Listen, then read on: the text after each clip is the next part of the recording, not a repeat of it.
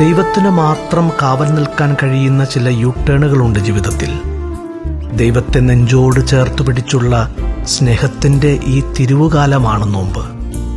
കുരിശ് സ്നേഹത്തിൻ്റെ പര്യായമാണെന്ന് 50 വട്ടം എഴുതി പഠിക്കാൻ നോമ്പ് കാലത്ത് നിങ്ങൾക്കും കഴിയട്ടെ. ആമേൻ.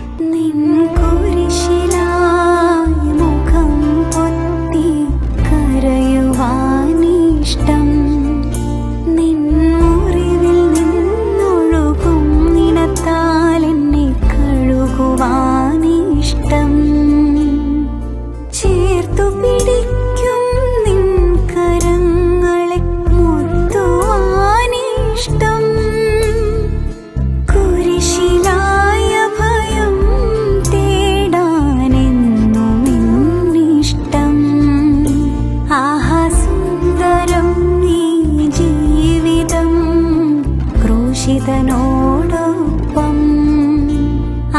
സുന്ദരം ഈ ജീവിതം, ഉദ്ധിതനോടൊപ്പം